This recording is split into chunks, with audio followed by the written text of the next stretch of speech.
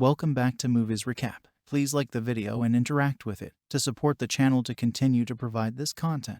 Thank you so much. Pete is an undercover agent for the FBI's NYC field office. He is currently supplying his handler with strong evidence to indict the crime boss, the general, after getting access into a Polish criminal organization. He informs that the long-awaited operation has started, so his wife and daughter need to go on vacation. They are called upon when Pete's handler, Erica, informs her team to the plan detailing how Pete will deliver the general's 6 pounds of fentanyl. Pete gives his wife the key and locks his family up in a warehouse. Tomorrow at 1 p.m., she is to leave the state if he is not returning. He meets Erica in a destroyed bathroom. She gives him a wire to wear and a phone to use for communication. If things go bad, he is to ask for a smoke and Erica's team will be there to rescue him. A diplomat who has the batch of fentanyl is welcomed by Stasek and Pete. They deliver the diplomat to the hotel as per the agreement, leaving the fentanyl in a different bag. Stasek goes to buy the general, his uncle, a bottle of alcohol. Instead of giving him fentanyl, he chooses to surprise him with cash and informs Pete that he has already found a buyer. But in order to keep his cover safe, he stays silent. Although this throws the entire strategy for a loop, Erica still chooses to execute the plan. In a club, the buyer is concerned and admits that he doesn't have enough money to buy all 6 pounds. But he can sell the other 3, which are worth $85,000 for more money. This upsets Stasek. In an effort to calm down the situation, Pete asks him how he plans to raise the $85K in just 2 hours and begins to doubt him. When Stasek goes to take a call, Pete confronts him about being a cop and tells him this is his chance to get out.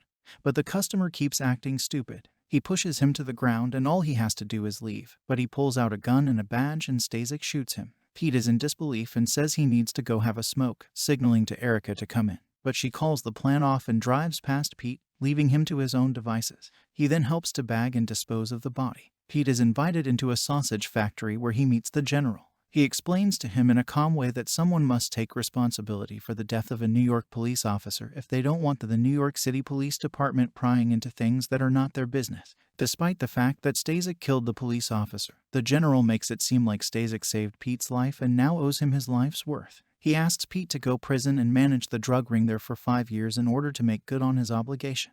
The general forces him to think about his family, further intimidating him, and gives him no other option. When Pete and his family return home, he calls Erica. She hangs up the phone after telling him that she couldn't have him since it would break with their 4-year plan. He is upset because his wife, Sophia, stayed, but they immediately make up and she assists him in cleaning up the blood. Detective Grenz, who was good friends with the victim when the body was discovered by the police, goes on the hunt for the murderer. He discovers footage and makes a link between Pete's involvement and the Polish gang that his friend's death was connected to.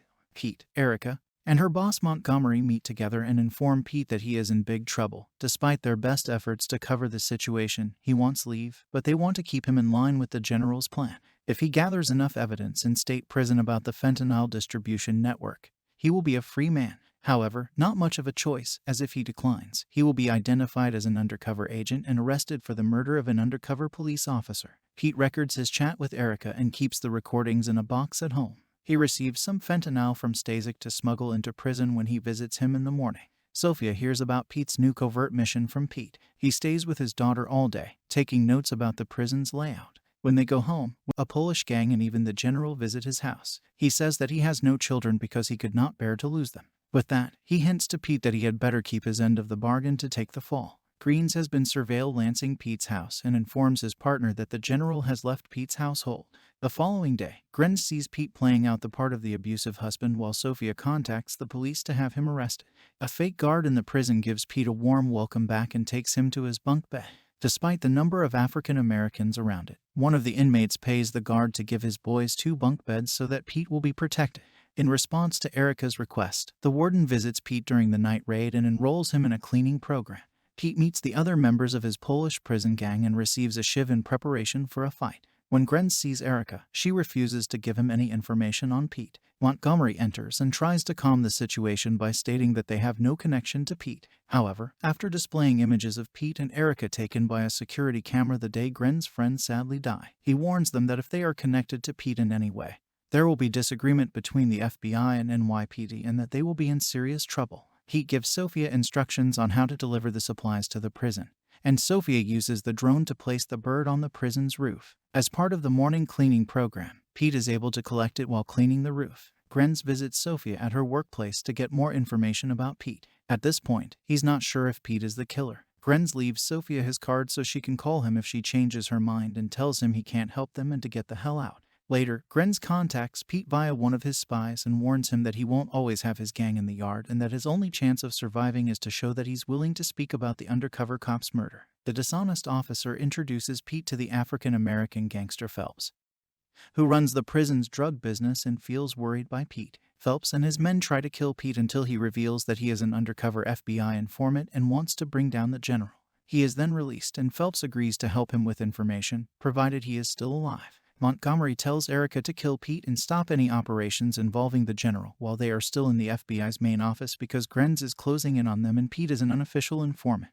She risks losing both her life and her work if the NYPD finds out what happened in the room where the undercover police officer was shot. Montgomery promises that if she doesn't cooperate, she'll be made the lamb sacrifice on the grounds that she went too far in an effort to impress her superiors. When Pete goes to the bathroom at night, one of Phelps' men approaches him and gives him the names of those in charge of the prison's distribution system, setting him on edge. Later, he calls Erica and tells her he's figured out the general's entire network and asks her to get him out. He is in danger, but Erica does not go for it because she's been ordered to take him out and would rather save her own skin. Pete makes another call to Sophia. He tells her to turn over the tapes of his encounters with Erica to Grenz and leave the state. Erica turns to the general's lawyer, who relays the information that Pete is an undercover agent. Afterwards, she confronts Sophia and takes the tapes. The FBI have heard her conversation with Pete over the phone. Erica, racked with guilt, listens to the tapes and hears her give her word to protect Sophia and his daughter. One of Phelps' men signs that he has been burned inside the prison. He is ready to battle, but his shiv is gone. He is attacked by a Polish gang member while searching for it. Pete manages to surround him and chokes him. In order to warn the guards, he appears on camera. When the corrupt guard arrives on the scene, he manages to take him and holds him hostage while demanding to speak to his wife and the media. He then goes to a lonely tower and kills the guard there. He checks the radio to see whether his demands have been met and uses his past experience as a U.S. Army sniper to identify the lookout angles from the windows. Stasek confronts Pete's family in the meantime, who were just on the phone with Detective Grenz. Shortly after, Grenz arrives at Pete's house and takes out one of Stasek's men. He makes his way up the stairs and gets shot in the leg. He does not shoot back as Stasek has a hostage and loses his gun for hesitating. As Stasek is about to finish off Grenz, Sophia manages to break free and shoot Stasek in the back, but is shot herself. At the prison, snipers have taken their position and Montgomery arrives on the scene, ready to give command to shoot Pete at the first opportunity. The warden is there to meet Pete's demands. Pete calls his wife and tells her that he is going to get out of this situation. Montgomery cuts the conversation.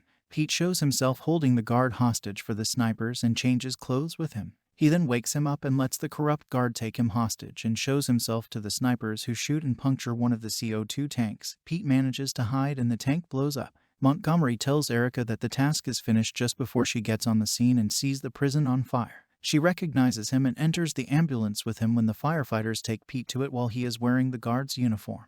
After all is said and done, she plans to assist Pete by faking his hostage taking. He leaves after she hands him a phone and a letter. Later, when Erica runs across Montgomery on a ferry, she confesses to knowing where Pete is. He directly commands her to kill him, but it turns out to be an elaborate setup because Erica was wiretapped and told the NYPD about Montgomery's shady operations, leading to his imprisonment. Pete is excited to see his family, but when Erica notices him, she signals him that there are a lot of undercover agents on the scene. Grenz walks up to him and gives him fake documents from Erica, telling him that he needs to lay low for a while until things calm down. He makes one last eye contact with Sophia before going back into hiding. The end. Thank you for watching. Subscribe if you'd like to see more videos like this.